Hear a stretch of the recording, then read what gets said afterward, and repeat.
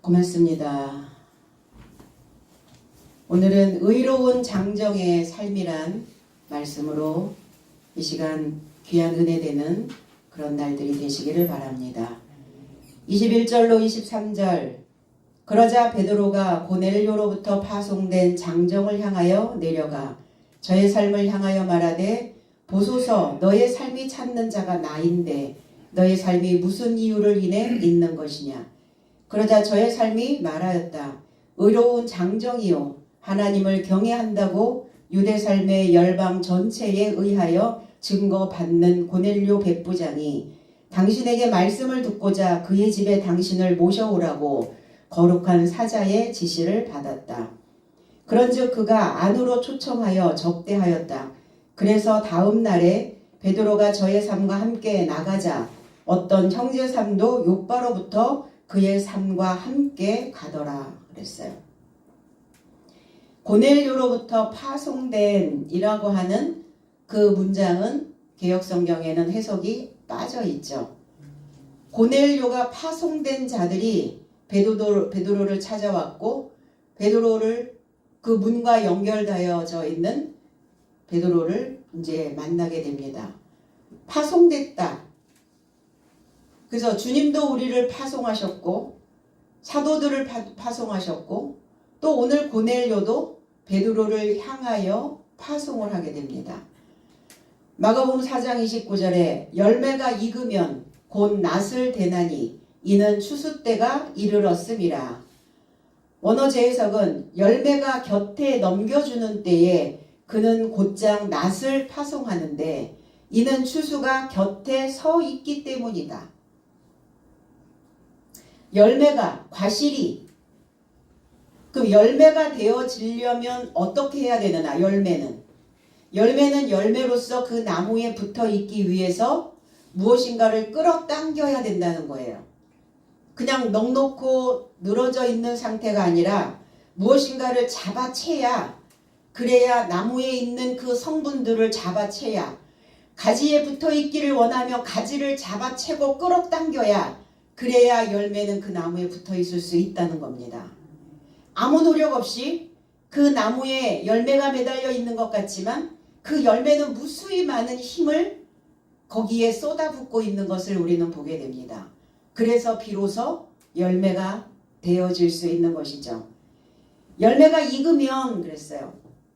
개역성경에는 익으면 그랬는데 익으면이 아니라 파라디도미라는 단어 곁에 넘겨주는 때에 그랬어요. 자, 익었다는 것은 곁에 넘겨주는 겁니다. 그러면 누구의 곁에? 사람들 곁에. 누구에게? 자연에게.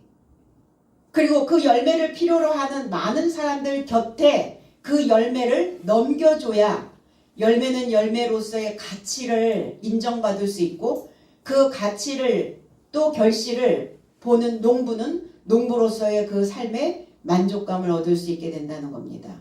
넘겨줘야죠. 그래서 넘겨주기 위해서는 뭘 가져야 되는가? 힘이 필요하다는 거예요. 누구에게 무엇인가를 공급하고 무엇인가를 넘겨준다는 것은 힘을 갖지 않은 사람은 절대로 넘겨줄 수가 없어요. 그리고 내 힘이 그 사람들에게 앉혀지기를 기대하고 있어야 된다는 겁니다. 오늘 낫을 파송했다고요. 낫을 대나니가 아니라 낫을 파송하셔야 된다고. 추수 때가 수확 때가 가까웠다. 이제 성경에서는 전부 추수 이래서 가을 거지를 이야기하고 있는데 성경에서의 이야기는 말씀은 가을에만 국한된 수확이 아니라는 거예요. 우리는 날마다 무엇인가를 수확해야 된다는 거죠. 뭘 수확하고 있는가? 어떤 것을 결실하고 있는가? 오늘 나의 생각에 어떤 열매가 결실되어져 있는가? 좋은 열매인가? 나쁜 열매인가? 좋은 마음인가? 아니면 나쁜 마음인가? 그게 다 우리 안에서 올라오는 생각들이 내 마음 안에 앉혀지고 우리는 그것을 잡아채서 그걸 결실하게 된다는 거예요. 그러니까 우리의 생각 하나, 우리의 마음가짐 하나하나가 얼마나 중요한 몫을 해내고 있는가. 우리는 또 이 열매를 보면서 깨닫게 되어지죠. 수확 때가 이르렀다. 그래서 낫을 파송했는데 그 수확이 곁에 서 있기 때문이다. 곁에 서 있다라는 것은 다 알이 꽉 차 있다라는 거예요. 꽉 차 있지 않으면 땅에 떨어져 있겠죠. 늘어져 있겠죠. 그런데 그 속이 채워지면서 꼿꼿하게 세워지는 거예요. 그래서 이거를 곁에 서 있다. 추수 때가 이르렀다라고 하는 단어 속에서 수확이 곁에 서 있기 때문이다. 예리한 낫을 가지신 그리스도 예수. 그래서 인자가 낫을 파송하셨다. 계시록에도 그렇게 표현이 되어지고 있습니다. 그럼 그 낫이 뭐냐? 낫이 사도들이죠. 낫이 누구냐? 저와 여러분들이 낫이어야죠. 그런데 그 낫은 뭉뚱해 있으면 안 된다는 거예요. 예리해야 된다는 거예요. 그래서 곁에 서 있는 알곡된 자들을 수확할 때 예리한 말씀이 나가야, 날선 검이 나가야, 그래야 곁에 서 있는 그 결실들을 수확해낼 수 있다는 겁니다. 풀을 베는 것도 마찬가지죠. 풀 한 포기를 베는 것도. 그래서 낫을 갈죠. 숫돌에다 갈든 어디에다 갈든 갈아서 예리하게 만들어야 싹 벨 수 있어요.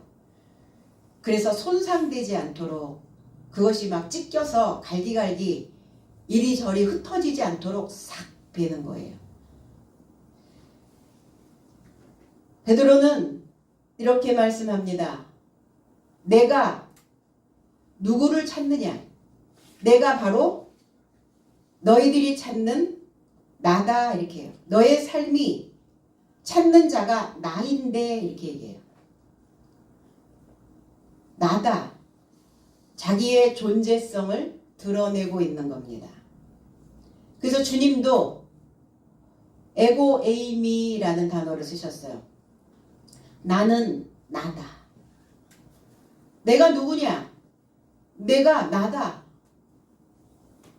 어떨 때 행복하냐? 내가 나답게 살 때 행복하다. 근데 나라는 존재를 알지 못하는 자들은 나다워질 수 없겠죠. 나답게 살고자 하는데 내가 어떤 존재이며 나는 어떤 속성을 가지고 있으며 나는 어떤 상태에 있는지 나를 알지 못하고서는 나답게 살 수가 없단 말이에요. 내가 내 존재에 대한, 내 정체에 대한 확실한 것이 왔을 때 나는 나다워질 수 있다는 겁니다. 그래서 에고에미라는 이 단어에서 존재한다, 나는 실존이다, 이렇게 표현하고 있습니다. 마태복음 16장 15절에 이르시되 너희는 나를 누구라 하느냐, 하느냐가 아니라 원어제 해석은 그러자 그는 저 삶에게 말씀하신다. 너의 삶은 나를 누구이다 말하느냐. 주님이 이렇게 표현하셨거든요. 제자들을 향해서 나를 누구이다 라고 말하느냐. 그러면 저 사람은 그런 사람이다 라고 말하려면 그 사람에 대해서 내가 확실하게 알지 못하면 그 사람은 무엇이다 라고 결론 내려서 결정 지어서 말할 수 없다라는 거예요. 그러니까 주님은 물어보시는 거죠. 너희들이 지금 나한테 배우고 있는데, 너희들이 지금 하나님을 믿고 있는데, 너희들이 그리스도를 믿는다고, 메시아를 기다린다고 말하고 있는데, 그러면 너희 삶은 나를 누구이다 라고 말할 수 있느냐? 확증받았냐? 확실한 거냐? 너희가 하나님에 대하여 하나님은 어떤 분이십니다 라고 말할 수 있느냐? 왜 이렇게 표현하셨을까? 제자들에게. 제자들은 아직 나에 대하여, 하나님에 대하여, 그리스도에 대하여 아직 잘 모르고 있는 부분이 많다는 겁니다. 그러니까 너 나 확실하게 알아? 이렇게 물어보시는 거예요.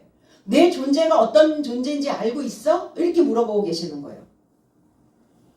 왜 물어보셨을까?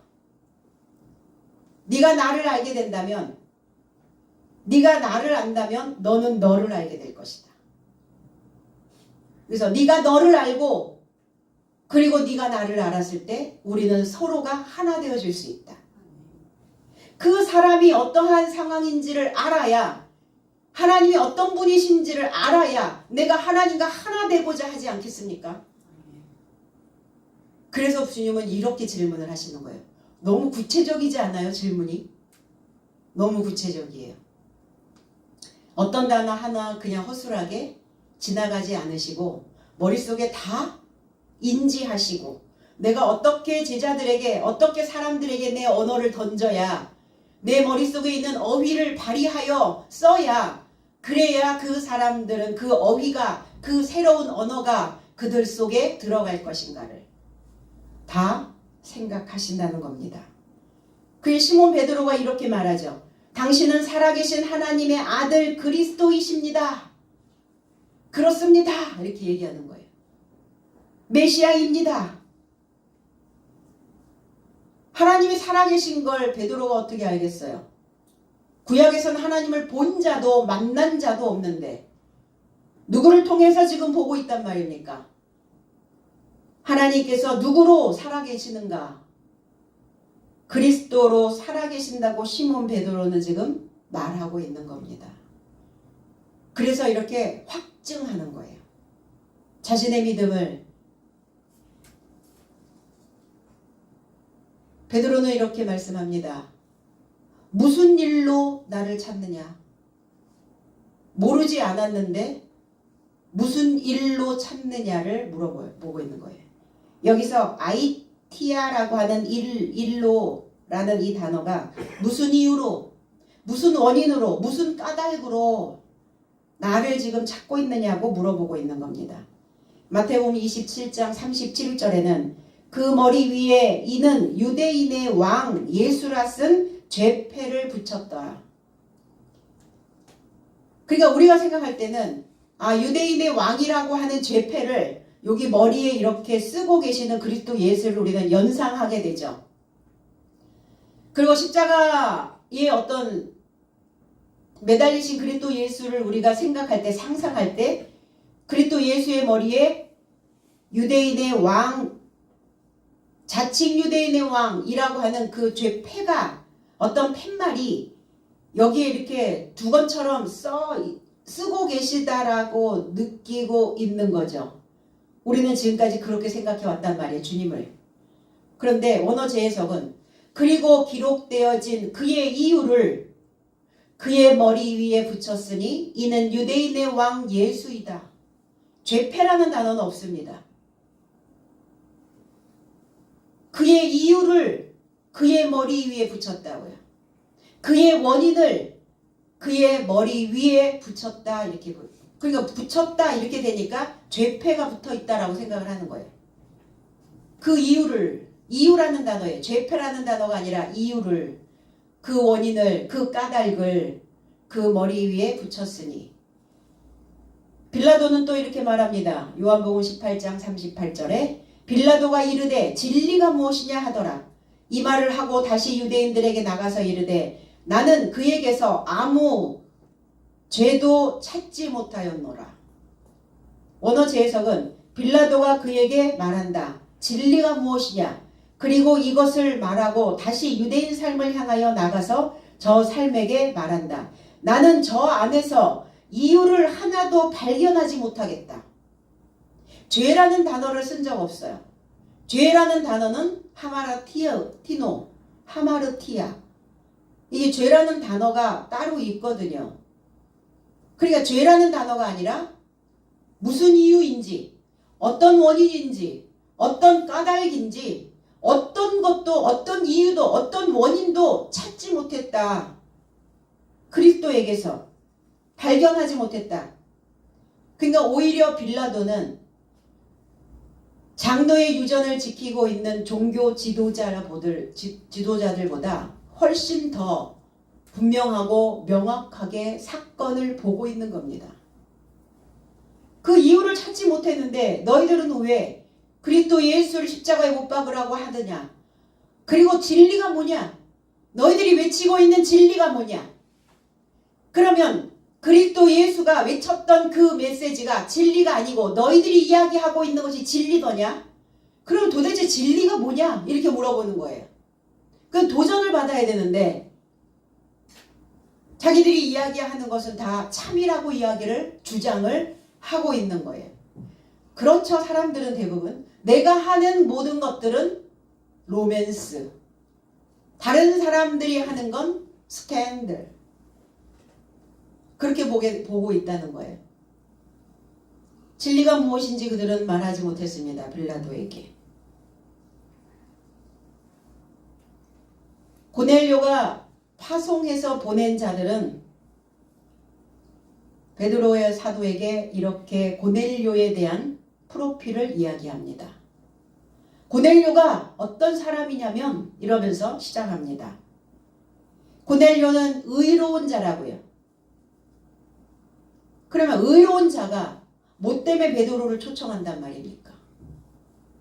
의인은 없나니 하나도 없도다. 하나도 없다고 했는데 왜 고넬료를 의인이라고 말하고 있을까? 의로운 장정이다 이렇게 얘기하는 거예요. 의로운 사람이야. 의인, 의로운 장정의 삶입니다.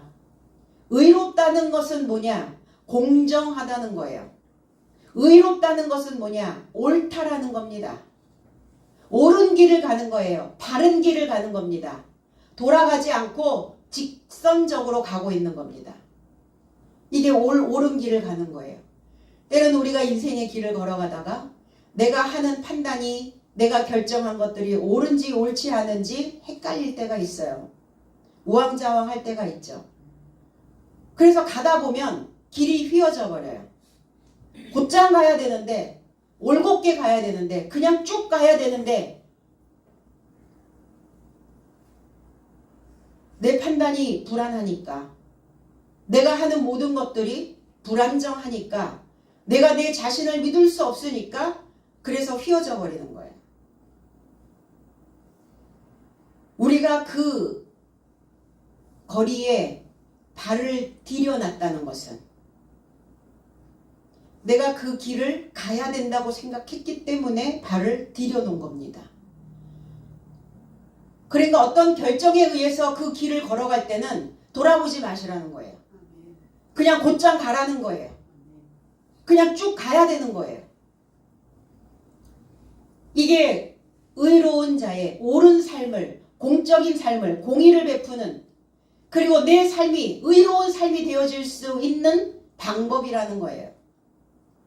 마태복음 23장 27절로 28절의 원어 재해석은 위선자 서기관 삶과 바리새인의 삶이여 너의 삶에게 화로다. 회칠되어진 무덤과 매우 닮았기 때문이요. 저 삶은 실로 외부는 화려하게 비춰지나 그 내부는 죽은 삶의 뼈와 모든 더러운 것이 가득하도다. 이와 같이 너의 삶도 실로 외부는 사람에게 의롭게 비춰지나 내부는 위선자 삶과 무법이 가득하구나 그랬어요. 너희들은 의인들의 무덤을 꾸미고 있다. 그리스도인, 교인, 교회,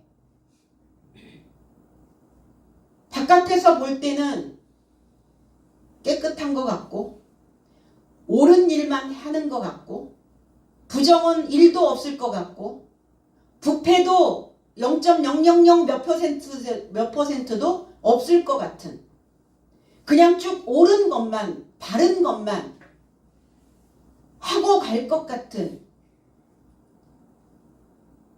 그런데 너희들의 삶 속에 그 내부는 죽은 삶이요 뼈와 모든 더러운 것이 가득하다. 그리고 위선자요, 겉으로는 참인 것 같은데 속은 위선자.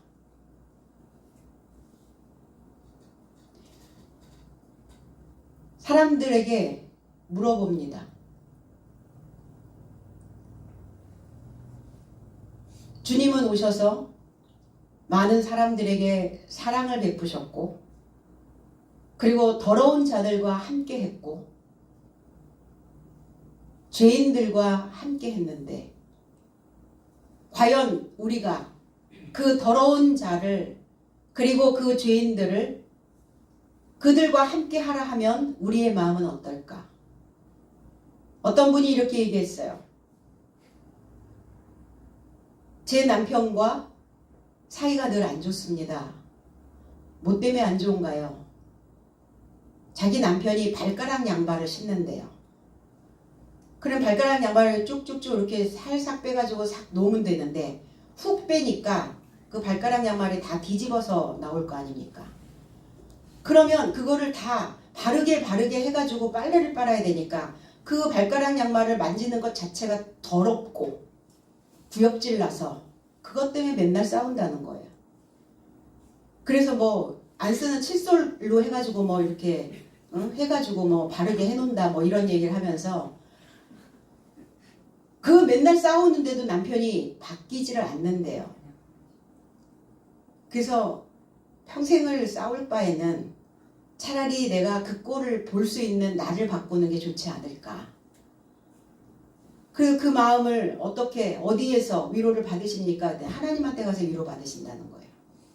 제가 그래서 그랬죠. 그건 위선입니다.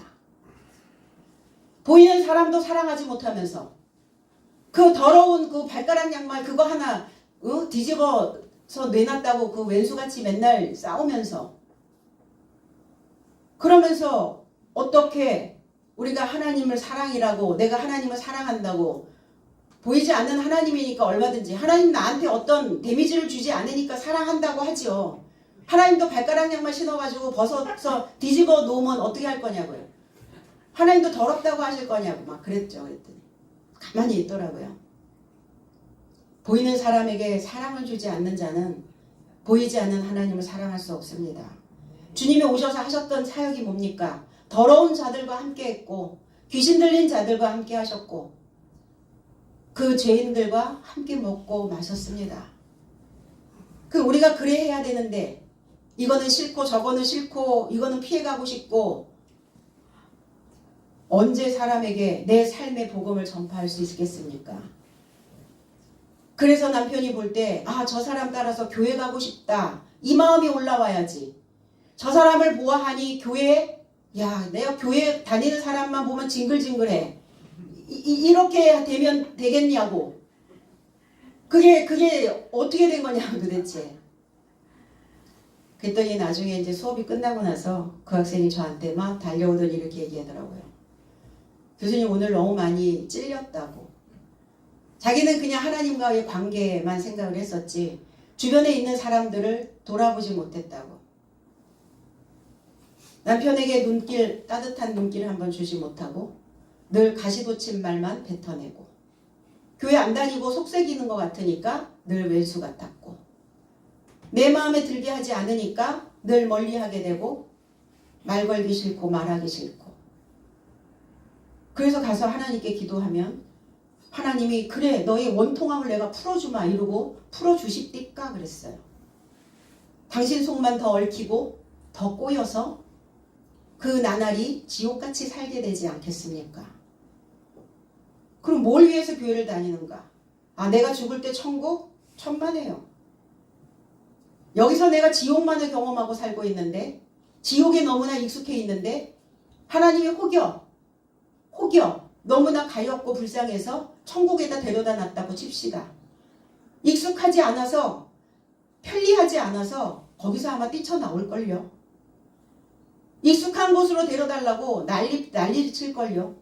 익숙한 곳에다 데려놓으니까 여기가 내가 원했던 곳이라고. 거기가 지옥이었다는 거지. 사람은 그렇습니다. 살아있을 때 하나님의 나라가 되지 않으면 우리는 죽어서서 하나님의 나라 갈 수 없습니다. 근데 사랑하지 못하는데 내 안에 죽은 뼈들이 가득하다라는 것. 에스겔 선지자가 본 골짜기에 뼈가 가득하였다 그랬어요. 에스겔 선지자에게 인자야 이 뼈들이 능히 살겠느냐? 왜 마른 뼈들이 있습니까? 바짝 말라버렸단 말이에요. 그 땅들이. 그러니까 그리스도인들이 입은 살아있는데 생각은 살아있지 않아서 죽은 뼈란 말이에요. 가시노릇하고 찔리고 찌르고 평생을 함께 해야 되는 사람들이 아닙니까? 살이 말라버린, 살이 붙어있지 않는 새로운 소식으로 채워지지 않는다면 그건 죽은 뼈들이라는 거예요. 그래서 에스겔 선지자는 주 여호와여 주께서 하시나이다. 이 마른 뼈들이 살아날지 여전히 죽은 삶을 살지. 죽었는데 왜 삶이라는 단어를 붙일까? 죽은 삶이. 목숨은 있어서 숨은 쉬는데 의식이 없다는 거예요. 죽은 삶이죠. 겉은 사람에게 의롭게 보이나 그 내부는 위선자요 무법이 가득하도다. 불법을 행하는 게 아니에요. 불법을 행하는 자들아, 성경은 그렇게 얘기하는데 불법이 아니라 무법자라고요. 요한일서 3장 4절에 죄를 짓는 자마다 불법을 행하나니 죄는 불법이라. 불법이라고 하는 이 아노모스라고 하는 단어는 율법에 지배되지 않는, 율법이 없는, 그러니까 법이 없는 건 무법이지 불법이 아니거든요. 그래서 제 해석은 죄를 행하는 자 모두는 무법을 행하나니 무법이 죄니라. 법 없이 산다고요? 법 없이 살죠. 하나님의 법 없이, 하나님의 율법 없이 사는 자 무법자라고요.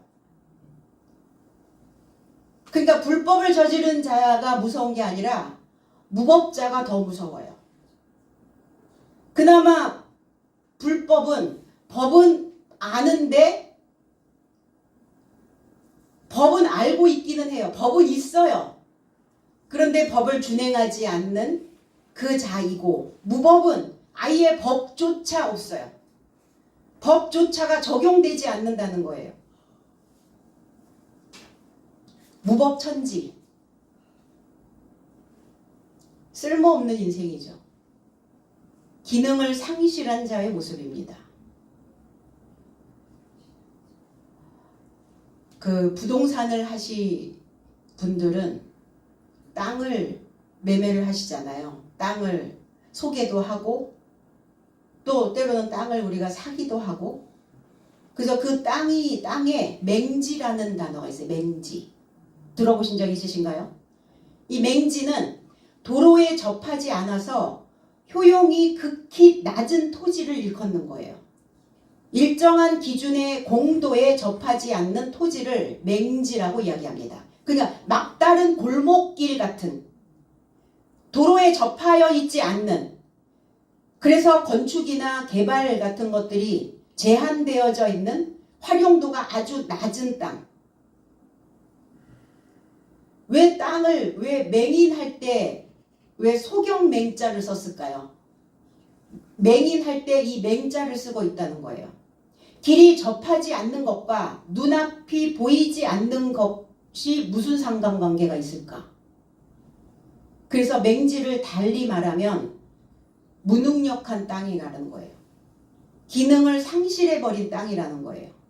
공도가 있는데, 공도는 사회 일반에 통용되는 공평하고 바른 도리. 이게 공도. 그래서 모든 사람들이 다 통용하고 모든 사람들이 그 도로를 이용할 수 있는 그 바른 거리, 그 거리를, 그 길을 공도라고 이야기를 합니다.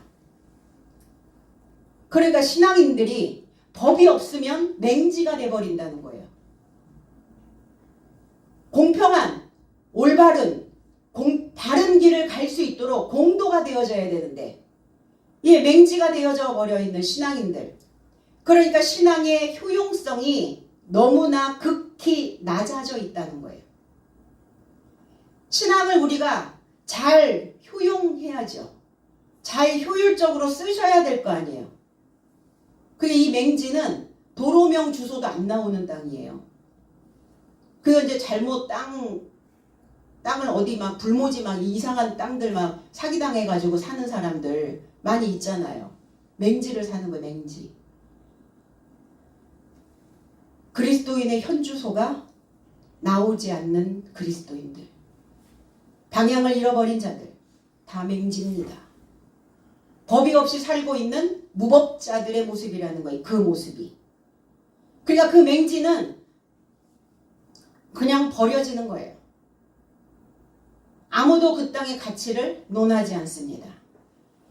그래서 사람은 법이 있어야 공정해지고 공평해지고 그리고 바른 길을, 옳은 삶을 살아갈 수 있다는 겁니다. 하박국 선지자는 2장 4절에 보라 그의 마음은 교만하며 그 속에서 정직하지 못하나 의인은 그의 믿음으로 살리라. 로마서 1장 17절에서 이걸 인용구로 썼어요. 원어 재해석은 로마서 1장 17절에 왜냐하면 의인은 믿음에서 나서 살 것이라고 기록된 바와 같이 그 복음 안에서 하나님의 의가 믿음에 이르고자 믿음에서 나서 계시된다 그랬어요.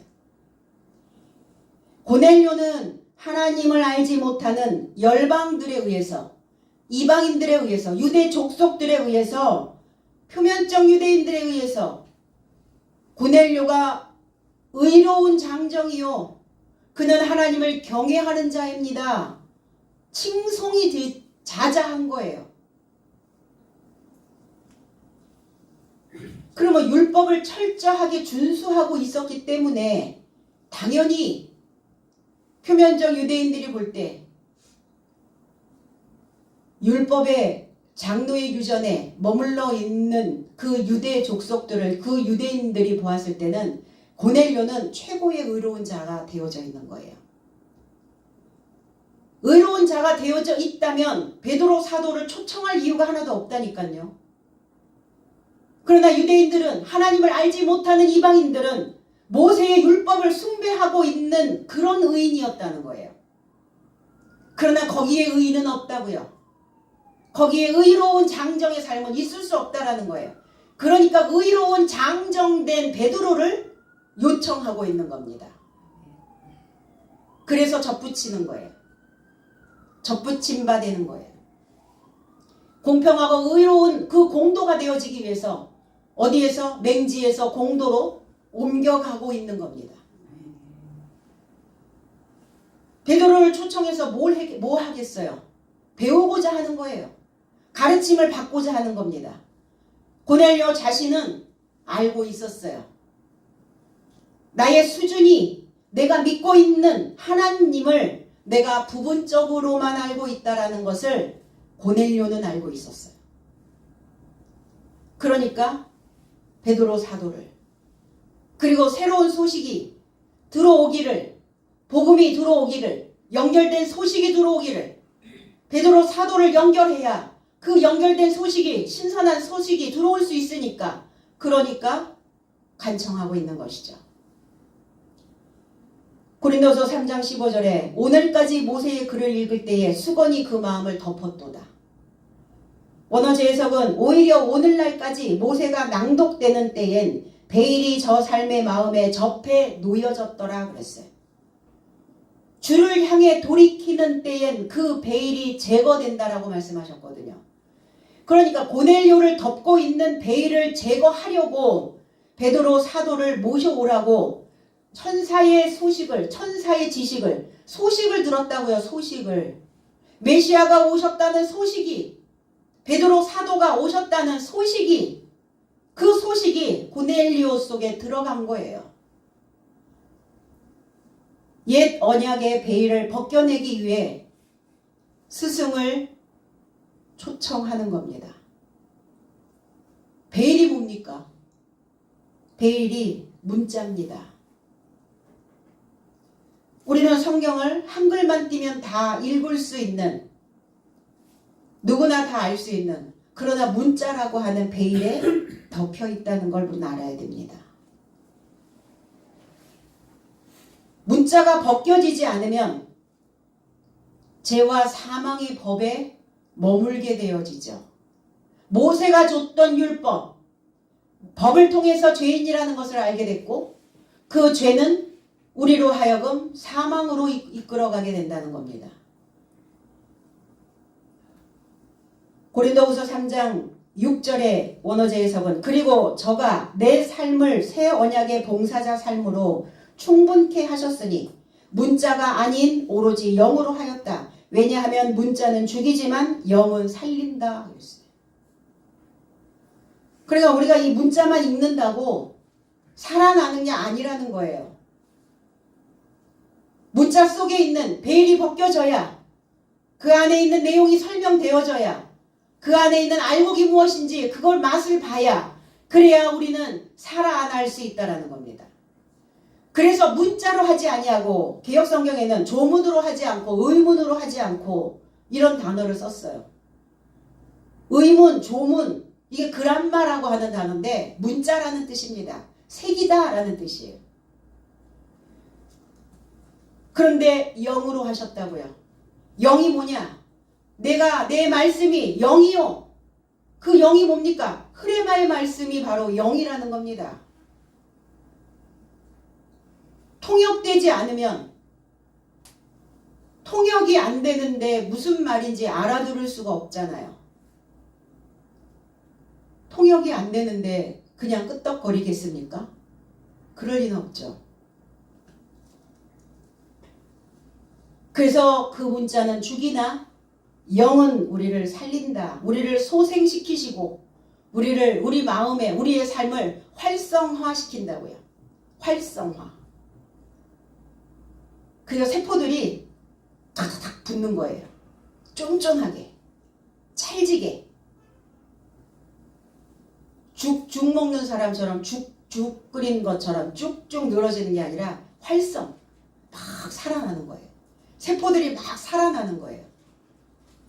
무엇이 이해되고 깨달아진 그 말씀이. 베드로는 그때서야 안으로 그들을 초청합니다. 베드로는 안으로, 그러니까 계속 문 밖에서 이야기를 하고 있었던 상황이었나 봐요. 22절까지는 문에서, 베드로는 안에서, 고넬료와 그 파송된 그 장정들은 밖에서. 그런데 얘기를 다 듣고 베드로는 그때서야 안으로 초청하여 그들을 접대하였습니다. 뭘로 접대했겠어요? 무도장이 집인데, 자기 집도 아닌데 뭐 음식 한 상 차려냈겠어요? 산의 진미 차려냈겠습니까? 입에서 나오는 양식이었어요. 입에서 나오는 메시지였습니다. 입에서 나오는 교훈이었어요. 그걸로 그들을 접대하였다고요. 그들을 불러들여 그랬어요. 그들을 안으로, 그들을 베드로가 유숙하게 하니라. 그냥 잠만 재운 게 아니라 접대하였다고요.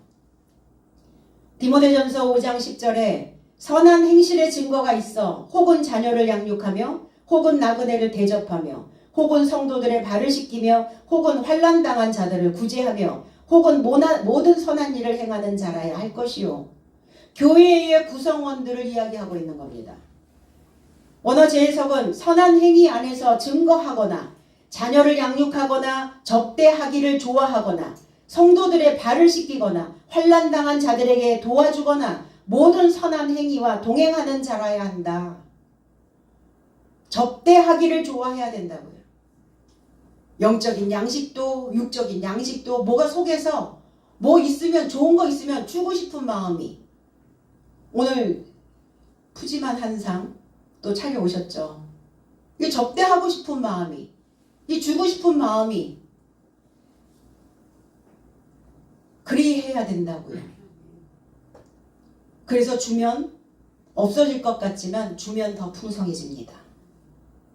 접대하면 마이너스 된 것 같지만 접대하면 그 마음이 더 여유로워집니다. 그래서 여유롭지 않으면, 풍성하지 않으면 절대로 접대할 수가 없죠. 그리고 이튿날 됐네. 이튿날 에파우리온이라는, 에피라고 하는 단어와 아우리온이라는 단어예요. 이튿날이니까 내일이 됐겠죠. 오늘에서 내일로 넘어갔습니다. 이튿날은, 내일은 어떤 날이냐? 신선한 바람이 부는 날입니다. 오늘의 바람과 달라요. 오늘의 바람이 아니라 산들산들 시원하고 부드럽게 부는 바람, 신선한 공기를 맞이할 수 있는 그 이튿날이 되었네요. 공기가 다른 거이지. 그 전날의 공기와 오늘의 공기가 또 달라지는 이튿날. 그래서 산들바람을 타고, 바람을 타고 소식이 내려오네요. 바람이 불 때마다 그 흐드러지게 핀 꽃향기가 사람들의 콧속으로 들어가네요. 바람을 타고 접대하고자 하는 그 맛있는 음식의 냄새가 산들산들 불어오네요. 그 이튿날이에요. 베드로 사도에 연결된 소식이 신선한 바람으로 고넬료와 그 장정들, 그 식솔들을 일어나게 할 것입니다. 어제의 잠에서 깨어나게 만드는 거예요. 잠에서 깨어나야 이튿날이 될 거 아닙니까? 계속 잠을 자고 있다면 이튿날은 오지 않죠. 오늘의 바로 다음 날. 그러면 다음 날, 이튿날은 뭐 하는 날이냐? 위로받는 날이라는 겁니다. 그 위로받으려면 삶의 짐을 지셔야죠. 삶의 짐을 오늘 지고 그리고 그 짐을 지고 이튿날이 된 자는 위로받습니다. 버겁고 무겁고 힘들고 이거 해야 돼 말아야 돼. 왜 내 삶에는 왜 이렇게 버겁고 힘든 삶이 왜 이렇게 지속이 될까? 때로는 그런 생각도 올 때가 있죠. 언제 조금 가뿐해질까? 언제쯤 이 무게를 내려놓을까? 인생살이가 그래요. 내가 강성이 되면 강성이 되는 만큼 짊어져야 되는 짐들이 더 삶의 무게가 더 많아집니다. 감당할 수 있기에 짐을 지게 되는 겁니다. 내일로 넘어가지 못한 자들은, 이튿날이 되지 못한 자들은 위로받을 길이 없잖아요. 그러니까 우리의 사고도 이튿날이 되셔야, 그래야 위로받을 수 있다는 거예요. 그 내자가, 내일 할 때 내자가 위로할 내자예요. 위로할 내, 날이 넘어가면서 위로가 된다는 거예요. 아, 오늘 또 살아냈고 내일 또 살아내고. 그 사람들은 속담에 이렇게 얘기하죠. 내일은 산수갑산을 가더라도 내가 오늘 해야 되는 일들을 하고야 말겠다. 산수갑산이 어딥니까? 귀양지입니다. 산수갑산. 산으로 물로 둘러싸여 있다고요. 그 지역이. 그래 산수갑산이 좋은 곳이 아니잖아요. 내가 내일 귀양을 가더라도 산수갑산을 가더라도 오늘 해야 할 일을 하고 이튿날이 되어져야 위로받을 수 있다는 겁니다. 그리고 그들과 함께 일어났네요. 아니스템이 들어올리다 다시 일어나다. 어떻게? 함께 갑니다. 함께 들어올려지는 거예요. 같은 사고를 가지고 있는, 같은 마음을 가지고 있는 자들과 결합하여 그 삶에 동참하여 들어올려져 가는 겁니다. 보람 있겠죠? 살만하겠죠? 혼자가 아니니까. 혼자 그 길을 가라 하면 갈 수 없죠. 그리고 갈새 그랬어요. 가다는 건 우리의 발이 옮겨지는 것도 가는 거지만 이제 안에서 밖으로 퍼쳐나가는 거예요. 안에서 밖으로 나가다 이제 현관 안에 있다가 베드로가 그들과 결합되어져서 깊고 오묘한 말씀을 밖으로 퍼뜨리려고 지금 나오고 있는 상황이라는 겁니다. 현관, 거물현이라고 말씀드렸죠. 깊고 오묘한.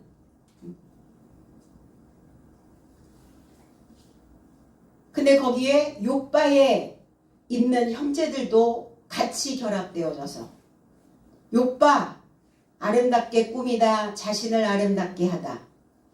어떤 자가 아름답습니까? 어떤 자가 아름다워요? 밝아야 아름답습니다. 얼굴은 맨날 우중충 해가지고 아무리 이목구비가 8등이라도 밝지 않으면 아름답지 않아요. 그 남을 접대하며 그 환한 웃음을 웃을 때 얼마나 아름답게 보여요. 자신을 또 아름답게 만들 수 있는 비결입니다. 미모를 유지하는 거죠. 미모. 형제들은 자궁에서 이어진 자라는 뜻을 가지고 있어요. 저와 여러분들 형제요. 저와 여러분들이 자매라고 이렇게 말합니다. 자궁이 어딥니까? 궁창입니다. 궁창. 자궁, 궁창. 집이거든요. 집. 고넬료와 그 형제들, 그 식솔들, 자궁에서 연결된 요페에 있는 요바에 있는 형제들, 자궁에서 연결된 이어진 자들인데 이제 고넬료를 아랫물에서 윗물로 솟아내게 만드는 거예요. 들어 올리고 있는 상황입니다. 누구를 통해서? 베드로 사도를 통해서요. 이렇게 이만큼 가르치는 자의 중요성, 필요성, 어떤 스승을 만났느냐, 어떤 지도자를 만났느냐, 어떤 목자를 만났느냐, 어떤 사람과 함께 하느냐, 어떤 사람과 동참하여 가고 있느냐, 너무 중요하다는 겁니다. 그래서 고넬료와 그 형제들 식솔들이 이제 연결되어져서 끌어올려지고 있는, 그러니까 베드로 사도는 마중물과 같은 역할을 하는 거죠. 물이 바짝 말랐을 때 물 한 바가지 퍽 넣어주면 그 깊이 있는 그 물이 그 부어진 물에 의해서 이끌려 올라오는, 그 그리스도인들은 이 마중물과 같은 자들이어야 된다는 거예요. 바짝 말라있는 그 땅에 갔다 할지라도, 그 인생을 만났다 할지라도 물을 부어줄 수 있는, 그 사랑을 넣어줄 수 있는, 그래서 그 사랑이 샘솟아 올라올 수 있도록 베드로 사도의 이 사역에 베드로를 만난 이 고넬료가 변모하듯이 저와 여러분들의 이 믿음도 신선한 바람이 불어서 바로 우리도 변화의 시점이 되었음을 인식해야 될 줄로 믿습니다. 그래서 그 변화를, 그 달라지는 그 삶을 경험하고 바른 길을, 옳은 길을 가고자 하는, 그럼 의로운 길을 가려면 바른 먹거리를 먹어야 되겠죠. 바른 것을 먹어야 바르게 갈 수 있는 것이지. 오늘 바른 먹거리를 먹고 의로운 장정의 삶으로 다시 태어나시는 거듭남이 있으시기를 나사렛 예수 그리스도 이름 안에서 축복드립니다. 기도하겠습니다.